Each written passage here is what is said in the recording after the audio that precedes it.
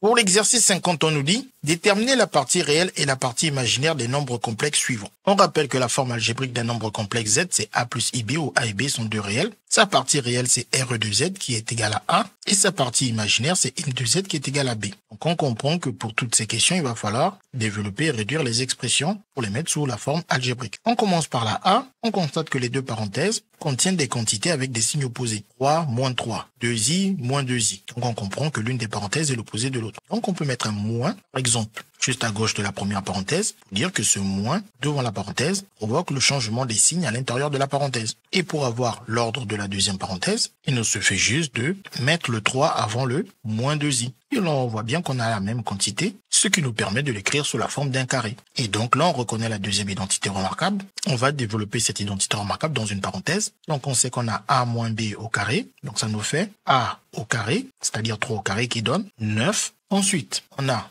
moins 2 fois A fois B, donc le A c'est le 3, le B c'est le 2i, donc moins 2 fois 3 fois 2i, et l'on peut directement calculer, car 2 fois 2, 4, fois 3, ça nous fait 12i, et ensuite on a plus B carré, c'est-à-dire plus le 2i au carré, mais I carré, il faut bien savoir que ça donne moins 1. Et quand on a le carré d'un produit, on sait que chacun des facteurs du produit récupère le carré. Et on sait que 2 au carré, c'est 4, et que I au carré, c'est moins 1, et que plus 4 fois moins 1, cela nous donne alors moins 4. Ensuite, on peut d'abord commencer par réduire dans la parenthèse avant de distribuer le moins. 9 moins 4, ça nous fait 5, avec le moins 12i. Et comme on a le moins devant la parenthèse, on n'a plus qu'à dire que le moins va changer les signes en enlevant la parenthèse. Ce qui nous fait moins 5 plus 12i. On a bien ici notre forme algébrique, où la partie réelle, c'est le moins 5, et la partie imaginaire, c'est le 12. Si on décide de nommer ce nombre complexe Z1, on peut donc écrire que la partie réelle de Z1, c'est le moins 5, et que la partie imaginaire de Z1, c'est le 12. Ensuite, on passe à la question 2. Ici, on reconnaît la distributivité simple. On distribue le I à 3 par multiplication, ce qu'on peut directement écrire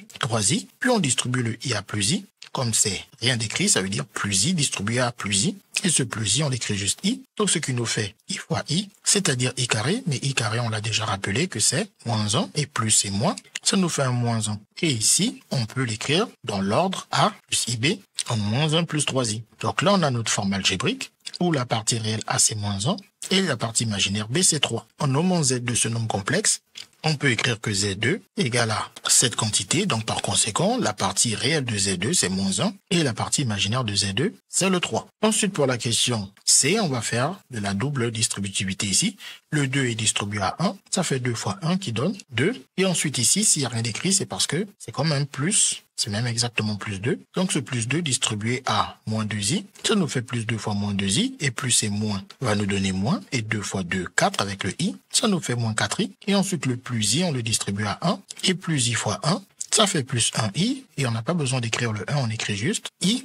Et ensuite ce plus i, on le distribue à moins 2i, et plus fois moins, on sait que ça va faire moins, et avec le 2, le i fois i c'est i carré, ça nous fait donc moins 2i carré, mais le i carré, on a déjà rappelé que c'est moins 1, et moins 2 fois moins 1, ça nous fait plus 2. Et on n'oublie surtout pas le plus 1 moins 5i. Puis on regroupe ensemble les termes qui n'ont pas le i pour les additionner. 2 plus 1, ça nous fait 5. Et on regroupe ensemble les termes qui ont i. Donc là, on a moins 4 plus 1i, ça fait moins 3i, moins 5i. Ça nous donne moins 8i. On a bien la forme a plus ib, donc la forme algébrique, où la partie réelle a vaut 5 et la partie imaginaire b vaut moins 8. Si on avait nommé ce nombre complexe Z3, on peut dire que sa partie réelle, d'après sa forme algébrique, c'est 5 et que sa partie imaginaire, c'est moins 8. Ensuite, on passe à la question D, où on a ces 3 parenthèses à développer. Donc ici, en observant les parenthèses, on voit que il y a une identité remarquable, a plus b, facteur de a moins b, qui donne donc a carré moins b carré, c'est-à-dire 1 au carré, moins i au carré,